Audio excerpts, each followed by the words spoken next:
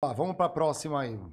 Microsoft negocia para adquirir participação de 49% na OpenAI, a proprietária do ChatGPT. Galera, ChatGPT, para quem não conhece, se você já entrou na OpenAI.com, você simplesmente tem todos os seus desejos realizados perguntando pro O cara computador. conversa com você, Conversa né? com Eu engano você. ele já. E não é nenhum tiozinho que tá do outro lado, não, galera. É uma inteligência artificial. Eles colocam Que uma vai pessoa. responder tudo que você precisa, que você tiver de dúvida. Então, Microsoft demitiu, mas tá comprando. exatamente. Olha só que exatamente. interessante. A Microsoft demitiu pessoas para comprar empresas. Essa devia ser a manchete. Uai, mas isso é básico. Inclusive, o que está atrás das cortinas é por que o Google não se antecipou ao OpenAI. Isso é muito louco. E eles têm, tem potencial. Só que olha só que interessante. A galera que foi demitida da Microsoft, claro, não em totalidade ali, né? Elas estão trabalhando em vários projetos, provavelmente novos outros produtos, alguma coisa. E é interessante que uma empresa que desponta no mercado com uma solução fica atrativa para ela. É uma regra nas Big Tech, grandes empresas no geral. Comprar, ou pequenas empresas que podem complementar seu negócio ou potencializar o que você já faz. Então, um bom negócio também para a galera. Às vezes você fala assim, eu tenho que trabalhar numa grande dessas. Não, às vezes você pode estar criar uma empresa que vai ser tão sexy a ponto de outra falar, não, incorporo, quero vocês. E aí você se dá bem nessa jogada. Ou não, é demitido junto. Dependendo da onde você estiver na cadeia alimentar dessa outra empresa, também vai junto. Mas assim, pelo que eu sei, o Google tem uma puta de uma indústria de inteligência artificial por trás na equipe deles.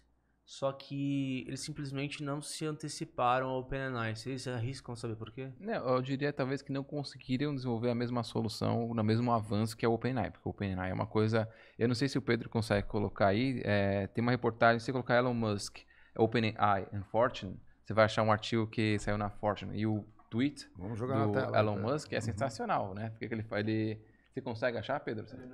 OpenAI, Elon Musk and Fortune. E Fortune. Você colocar. Isso aí foi uma notícia de dezembro agora, do final do ano passado, né? E... O que ele fala? Então, ele começa a falar, ele fala assim, ele usa o termo que o ChatGPT, ele é scary good. Acho que essa daqui, ó, bota pra baixo ali um pouquinho, por favor, vai ter o tweet dele. Acho que não dá pra ler. Acho que não dá pra ler, então. Não pagou assinatura, Pedro. Pedrão, não assina. Bom, mas a gente comenta aqui, então. Ele fala que é scary good, né, que assim, é assustadoramente bom, o que ele vê. E ele fala assim, a gente não está longe, né, de ele ser algo fortemente perigoso, né, ele fala. E assim, quando você começa a utilizar esse chat GPT, cara, é impressionante. Eu já fiz o exercício, a brincadeira, assim, me conta uma piada falando do Diego e do Mário. Ele vai criar uma história. E da mesma forma, eu já fiz exercícios, né, eu com um funcionário também lá na Alemanha, assim, me dá quais são os principais pontos de marketing da Puma. E ele responde. Cara, né? genial. Responde. Assim, e corretamente? Da estratégia? E ele consegue dissecar ainda. Então, assim, a gente está falando de um ponto em que não está muito longe, ele falou que é extremamente perigoso como AI, mas eu diria, parafraseando, falei, não está muito longe de eu poder usar essa inteligência artificial para substituir um analista.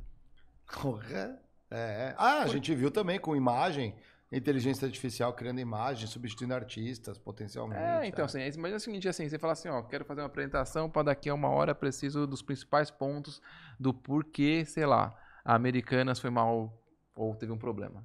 Cara, ele consegue fazer a varredura que o algoritmo do Google, ele faz um index e coloca os principais artigos, os artigos mais relevantes. Olha, esse é o tweet. Então, e ele consegue fazer esse algoritmo aparecer as coisas mais relevantes. O OpenAI, ele junta isso para você. Ao invés de mostrar os artigos mais interessantes, ele cria a história com os artigos mais interessantes. Ele conta como isso acontece. Que louco. Então você fala, cara, é um trabalho de quase que um analista. Vou fazer uma pergunta para vocês. Cara, o smartphone, quando teve o boom de tecnologia, que, enfim, virou computador, tudo dentro de uma mesma coisa lá, os conceitos de smartphone de hoje, ele meio que terceirizou a nossa memória para o aparelho, né? Então a gente passou a usar GPS, passou a usar um monte de coisa. É como se o HD do nosso cérebro fosse parar um pouco no smartphone. Vocês acham que com a inteligência artificial a gente não estaria terceirizando a nossa capacidade de raciocínio? Vou sempre ter vários pontos aqui, né? Acho que eu tenho dois. Acho que uma coisa é o seguinte, sempre acontece uma parte disruptiva, você abre cenário para novos desenvolvimentos. O seu raciocínio, você vai criar uma outra função para o seu raciocínio. Vou pegar o exemplo que você colocou do smartphone. Você falou, pô, a gente vai pegar e colocar o nosso HD, nossa memória no celular. Mas o quanto de novas habilidades foram adicionadas, né? A gente começou a ter desenvolvimento de jogo, a gente começou a ter desenvolvimento de aplicativos, usando acelerômetro, coisas que eram ideias novas que utilizaram, ao invés de usar o seu HD para memória, você começou a utilizar para ter uma aplicação que desenvolve outras coisas, né? Você começou a mudar a forma que você usa. A questão que eu tenho, quando eu brinco e falo, cara, mas vai me substituir um analista. Essa habilidade do analista, ela vai ser necessária para o futuro? É isso que eu não sei responder. Então, por exemplo, porque eu precisei ser analista para entender como é que eu consigo interpretar o número, para depois eu entender como é que eu consigo passar isso por uma comunicação, para entender depois como é que eu consigo vender um projeto em cima de todo esse trajeto que eu segui. Se eu tiver uma ferramenta que faz a primeira parte, eu vou conseguir continuar a jornada para depois entender como é que funciona e saber como eu posso vender isso? Talvez a forma de aprendizado ou a forma que eu desenvolvo essa habilidade siga um outro caminho, que hoje, para mim, é onde o Elon Musk fala que é assustadoramente perigoso. A gente não sabe como fazer. Eu não sei. Se eu substituir os analistas por a inteligência artificial que resolva, como é que eu vou desenvolver um novo líder que vai entender como é que funciona essa jornada? E aperfeiçoar a inteligência artificial, né? Chegar lá na frente. Eu vou fazer uma analogia aqui. Para mim parece o caso, né, dos aviões. O piloto ele tem que saber voar, mas no voo chegou o piloto automático. Hoje em dia já tem avião que decola, faz a trajeto inteira e pousa sem o piloto tocar no avião. Ele está lá praticamente para né, para confortar a tripulação e se tiver um problema de segurança, pane e tudo mais, ele está lá. Só que assim, ele teve que se adaptar ao piloto automático. A função dele existe, ele tem que saber fazer. Se alguma coisa der errado durante o trajeto, ele tem que assumir, ele tem que saber indicar o que deu errado no piloto automático. Essa é uma linha. A outra linha, com as novas tecnologias, se a gente olhar tudo que surgiu de novas tecnologias, o nosso jeito de trabalhar foi mudando. O Barra colocou isso muito bem no livro dele lá. Né, O Meu Emprego Sumiu. A gente vai se adaptando a essas novas tecnologias e nessa linha do Celso, alguém precisa ir lá para educar e treinar a inteligência artificial.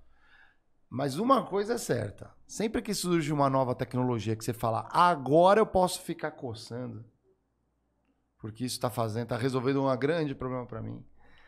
Em plena maioria das coisas que eu observei no mundo, as pessoas trabalham mais ainda. Trabalham mais. Sem dúvida. Em outra coisa, ela vai trabalhar mais. Isso é uma falácia. Né? Você fala assim, a tecnologia existe para trazer conforto. Não, você vai trabalhar do mesmo jeito, vai ocupar seu tempo do mesmo jeito, que para mim não faz muito sentido, pessoalmente. Se a gente está trazendo mais tecnologia, a gente deveria trabalhar menos. Afinal, existe mais tecnologia que nos atende. Mas não é a lógica de mercado. Então, mas é que tem um ponto na sua colocação, né? O seu output final deveria estar colocando como redução de trabalho. Mas talvez o output seja, na verdade, a inovação e novos produtos. Aí você acaba tendo mais trabalho, depende de onde você vai. Bom, se a gente for falar de profissão e novas habilidades, poderia sintetizar de que a IA não vai substituir o ser humano. O analista vai ser substituído por um analista que usa IA. Ou pelo mantenedor do AI, né? Uma coisa que passa aí por trás. Na verdade, vai ter o ser humano, mas que vai se exigir dele das novas tecnologias são habilidades que eventualmente a gente nem saiba. Mas sabe o que é o interessante quando você fala de inteligência artificial, AI ou IA? É que eu acho que a grande, não noia, mas assim, a grande piração da galera é que assim, a diferença é que o AI ele pensa por si só, uma inteligência, né?